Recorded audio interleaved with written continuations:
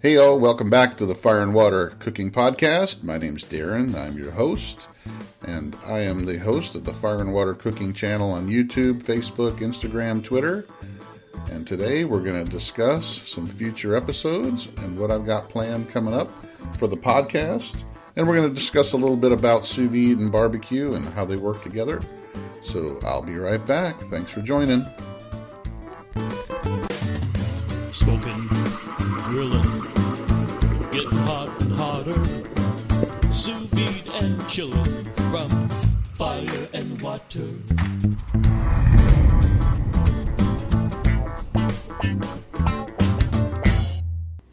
All right, guys, welcome back. Thanks for joining me today. Like I said, this is the second episode of my podcast. Hopefully you guys will get some good information out of this and enough to bring you back. I just kind of want to announce what I got planned going forward. The podcast is still in the middle of being put out on other podcast distribution places like iTunes, Google Podcasts, and a few others. So if you don't find it out on those particular places, I know it's out on Spotify, I know it's out on Breaker, and a couple other places. So check out Spotify. I know Google, I just got an email from Google Podcasts saying it'll be out there fairly shortly. So and I'm hoping it'll be on iTunes really quick. But just bear with me while I'm still getting that process. It does take a little while, I guess, for all those different places to get the feed somehow. But so first of all, what I want to do is I kind of want to just tell you some of the future guests I have planned, and hopefully I will do this at least once or twice a month, have a good guest on to discuss either barbecue, sous vide, or both working together. One of my first guests is going to be Greg Mervich, and if that name's not familiar, it should be. He has a YouTube channel with almost 500,000 subscribers called Ballistic Barbecue that he's been doing for a number of years. It's really popular. And he recently wrote a book called Sous Vide Barbecue, Sous Vide BBQ, and it's on Amazon. You can find it on there. You can go to my website, fireandwatercooking.com, go to the recommended reading section in the recommended products, and it's a link right there to it, along with some other books. But Greg was one of the first YouTubers that I saw actually mixing sous vide and barbecue together. He did it with some brisket, some couple of different things. I think he did a pork butt, a couple things, and he's done a few sous vide and barbecue cooks, and he liked it so much that he wrote a book about it, and I read his book, and it's very good. So check that out. Like I said, you can find it on Amazon, or you can go to my fireandwatercooking.com website under the recommended products and check out the books section, recommended reading section there. So I'm going to have him on. I'm hoping to have him on the end of this month, so the 27th of April. I'm hoping that Greg will be on. We'll talk to him. We'll give him as much time as he wants to talk and kind of discuss his YouTube channel, how he got involved in doing that, and barbecue, and then finding out how he can mix sous vide and barbecue, and then writing the book. So I think that'll be a good hour of discussion there. And then after that, coming up in May, a friend of mine, Jason Logsden, and Mike LeCherrit, they are part of the International Sous Vide Association. Jason has his own website and Facebook group. His website is Amazing Food Made Easy, and he's written several books on sous vide. And if you go to my website again, fireandwatercooking.com, under recommended products, under recommended reading, I have several of his books tagged there as well. And he has a Facebook group called Exploring Sous Vide that's one of the largest ones on Facebook. He does a really good job on that. He writes for Gourmia. He's done the time and temp guide in their on their application for sous vide, and also for their book that comes with the sous vides. So he actually wrote that book. His online website, Amazing Food Made Easy, also has a sous vide time temp guide that I like to refer to a lot. But he's very knowledgeable in sous vide. He doesn't do a whole lot of barbecue with it because he lives up in the New York City area, and it gets really cold up there a good part of the year, and then the rest of the time he's very limited on what he can use as far as barbecue goes. But those two gentlemen, Mike LeCharret is also part of the International Sous Vide Association, and they have a conference coming up in July, and they want to talk about that. So hopefully that's going to be on the May 18th episode. We'll talk about sous vide, how they got involved in it, how they started the International Sous Vide Association, what to look for in the International Sous Vide Association conference that's going to be happening.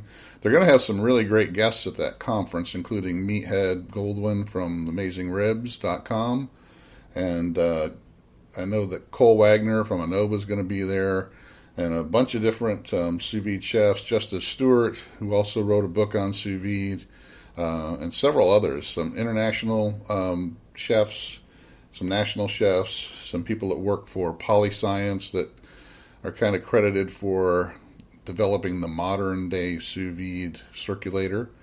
So it's going to be a great conference. I was supposed to go this year as a speaker, but I have a lot of other things planned this year. It kind of made it so I wasn't able to go this year, but hopefully next year I'll be able to. Probably going to have a couple other YouTubers, like Russ Jones from Smoky Ribs. It's another really large YouTube channel. Russ has been around for a number of years and does a lot of different things with barbecue. So that'll probably be an episode we're going to do either in late May, early June. We're going to talk about strictly barbecue with Russ because he doesn't do a lot of sous vide. But he does some other things like crawfish boils. He does a lot of Louisiana-style cooking and lots of barbecue and all kinds of different cooks. So I look forward to having Russ. He's a good, well-diversified YouTube cook, that's for sure. So that's a couple of the things we got coming up on the podcast, and hopefully by then it's on all the different podcast distribution sites like iTunes and all that. So I'm crossing my fingers it'll be up and running by the next week or so I don't have to worry about that distribution as far as that goes. All right, guys, I'm going to take a break. We're going to talk about some of the things that sous vide can offer mixing with barbecue. But right now, I'm just going to take a break, and we're going to be back in a couple minutes. Hey all, it's Darren. Thanks for tuning in to the Fire and Water Cooking Channel podcast. I really appreciate it. Make sure you go over to my website, fireandwatercooking.com. Check out the recommended products section. I have lots of different things on there. It's got a link to my Amazon store that offers up some other products that I actually use and endorse. Check out the link to Snake River Farms. They're a sponsor of ours on our affiliate link. Make sure you check out the recommended reading sections where the books I had mentioned earlier from Jason Logston, Greg Mervich, and Meathead and others. There's a lot of good information in that website. Make sure you join us on our YouTube channel, Fire and Water Cooking, also on our Facebook group and page. Thanks for following along, and let's get back to the podcast.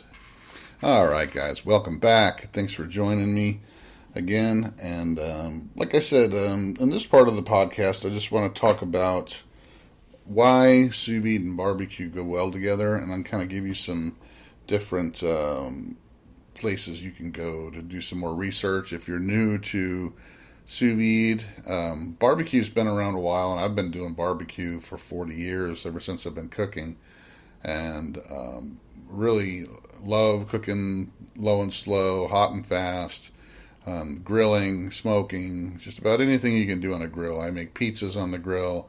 I can do breakfast on the grill. I've done all, not just burgers and hot dogs and sausage. I mean, anything you can do on a grill or in the oven or on a stove, you can do on a grill. And I've really loved doing that. I have a couple ceramic grills. I have a pellet grill. I have a griddle out on my patio. I've got a smoker. I've got the pit barrel smoker. So I have lots of different things I can use as far as grilling and smoking and cooking outdoors. But when I started doing the sous vide, I really got excited because to me, I love cooking low and slow, but the concept of low and slow is on the ultimate level with sous vide because it's a lot lower and slower. You're cooking at a lower temperature most of the time than you can on a smoker or on a grill, and you're cooking for a longer time than you usually would on a smoker or a grill. Even if you're cooking a brisket for 12 hours, I cook some of my sous vide cooks that I mix with barbecue go for 36, 48, 72 hours. So the concept of low and slow cooking is not that far out there, and because you have it with barbecue. But what makes sous vide different is you're actually cooking at a lot more precise temperature. And since you're cooking in a water bath, you can control the temperature a lot easier with water than you can air. And you don't have as much, hot spots or, different temperature swings when you're using a sous vide. And the water pretty much stays the exact temperature that it's supposed to be, which keeps the food at the exact temperature you want it to be. So what really makes that work really well is the water affecting, surrounding the food and transferring the heat in a much more efficient manner than air can. Now, granted, when you're smoking something for a long period of time, you have smoke constantly bombarding the meat, but you don't have that with the sous vide because it's in a plastic bag for the most part, surrounded by water. But what you can do, and I learned early on, is you can get your meat cooked to the proper internal temperature that you want and to the proper doneness you want. And then chill it, cool it down, put it on the smoker for a couple hours to develop a nice smoke profile and bark, and it can turn out perfect. Not overdone, not dried out, nice and tender, nice and smoky, nice bark, and turn out, if not as good, better than you would traditionally, without having to babysit the fire, worrying about if the fire is going to go out, adjusting the temperature here and there all the time, having to wrap it in aluminum foil and put moisture in the foil, all the other things you got to kind of do to babysit barbecue. You don't really have to do that with sous vide, so that's one of the things that makes it a perfect complement to the smoking and grilling process. So, and we're going to go into that a lot more as we do more episodes on the podcast, but some of the reference places I want to send you to, one of them is actually AmazingRibs.com. They have a whole section of sous vide QUE. You can go to AmazingRibs.com and in the search just type in sous vide QUE, and there's a whole article that Meathead wrote about marrying the grill smoker with sous vide. They have several recipes on how to use sous vide with barbecue on there. Most of them are okay, because some of them are kind of older and are not quite as good or as developed as some of the recipes that I do now. I've learned some kind of things by playing around with it for the last year and a half myself, that some things, and just like anything, it's personal preference of either smoking first or smoking after the sous vide bath. But and once you start doing it and you learn the basics of the process, you'll find your own personal preferences that you'll have as well. But yeah, AmazingRibs.com, check out Sous Vide Q. Just do some searching on that. AmazingFoodMadeEasy.com website. That's Jason Logston's site that has a lot of sous vide information on there. He's got actually an email course for the basics of sous vide if you're just getting started. He's got a online sous vide guide for time and temps for all different kinds of proteins. Serious Eats, that's a very good website that has a lot of sous vide information on it. If you aren't familiar with Kenji Lopez with the Food Lab. He's on that site. He talks a lot about sous vide, so that's a really good one. And I think they actually do a lot of the recipes, and they work with Anova, which is one of the major brands of sous vide units. So I think that's where they get a lot of their recipes and help and things like that, is Serious Eats.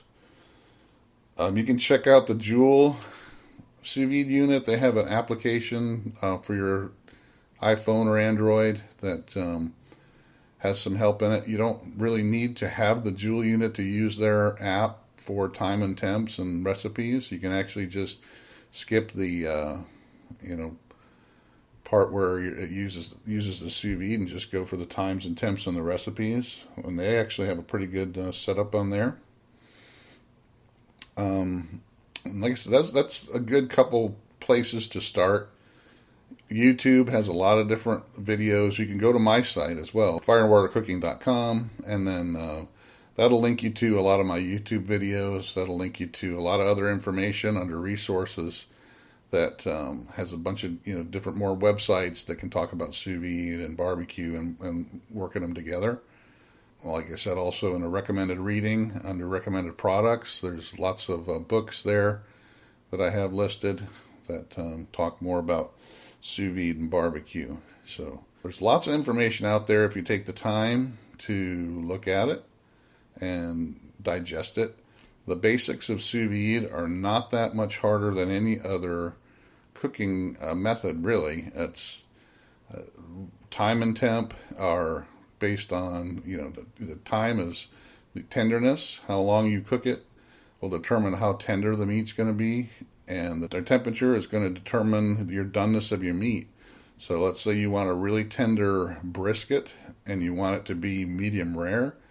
You can do that for 48 to 72 hours and for the tenderness, and then you can do it at 131 to 134 degrees temperature for the medium rare doneness. That's something you can't do on a smoker or on a grill because you can't run your grill at a low enough temperature to keep that brisket medium rare and then run it for 48 or 72 hours without having to change charcoal and add more wood or what have you. So those are some of the things that you can do with the sous vide that you can't do on the smoker. But what you can do, as soon as you're done with that sous vide cook, chill the meat down, throw it out on the smoker, keep it nice and moist. It'll develop a nice smoke profile and bark.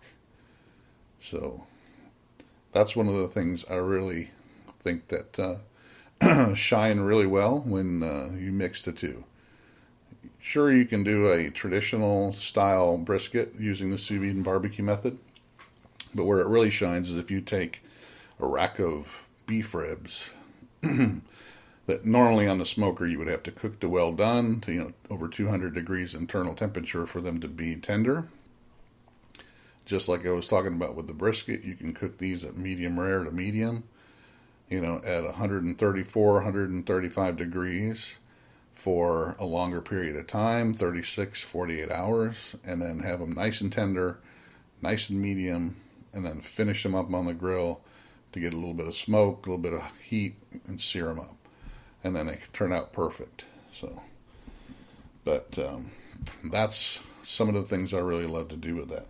So check out the website, like I said, fireandwatercooking.com. The reference section, resource section, has a lot of websites to go to, and some of the ones I've already mentioned: Amazing Ribs, Amazing Food Made Easy, Serious Eats, and a few others that will discuss sous vide. So you can also join me on my YouTube channel, Facebook group, which is Sous Vide Barbecue Grilling, Fire and Water Cooking. I have a Facebook page as well, and you can get to the group from that Fire and Water Cooking Facebook page. Follow us on the Instagram. I got the Instagram Fire and Water Cooking as well, and Twitter. Don't do much on Twitter, but you'll every once in a while you'll see a Twitter post that'll gear you towards the YouTube channel. So I've got over 100 videos right now on the YouTube channel, And a lot of them, some of them started out kind of rocky, where I was doing some comparison cooking, and then hopefully have gotten better over the last 6 to 8 months. So I will be doing more. I've got a couple more in the pipeline. I started to do some seafood. Most of the videos I've done have just been like chicken or beef or pork. Didn't really do a lot of seafood, so I've been getting some requests to do some seafood, so I've done some of that. Thanks, guys, for joining me today. I'm really looking forward to doing some more of these. I'm really looking forward to having these guests. When we have the guests on, I'm sure I'll do as much as an hour as I can. Greg Mervich, like I said, on 4/27, I'm hoping that one will be out. I'm really looking forward to that one because Greg's got a lot of experience doing the YouTube channel, barbecue, smoking. He has a lot of different grills that he uses. And when he, mixing the sous vide and barbecue, some of the ones he's done. But he's done a little bit of everything. And we'll dive into his book, the Sous Vide Q, and discuss where he got his ideas for those and go over some of the methods and tricks and tips that he's learned over the years. So I look forward to that. Thanks for joining me, guys. Make sure you follow us on Facebook, Instagram, Twitter, and on YouTube. And make sure you subscribe to this podcast. And I look forward to doing the next one. I'll see you in a couple weeks. Thanks for joining.